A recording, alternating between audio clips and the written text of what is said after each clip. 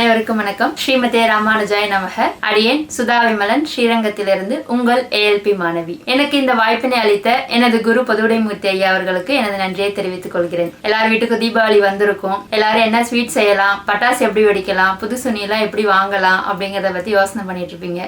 புதுசா கல்யாணம் ஆனவங்க மாமனார் என்ன சீர் கொடுப்பாரு, தலை தீபாவளி அப்ப எப்படி எல்லாம் கொண்டாடலாம் அப்படின்னு யோசிச்சுட்டு இருக்கிறீங்க. இந்த மாமனார் சீர் அப்படிங்கிறது தலை தீபாவளிக்கு மட்டும்தானா அப்படிங்கிறது புதுசா கல்யாணம் ஆனவங்களுக்கு இருக்கும்.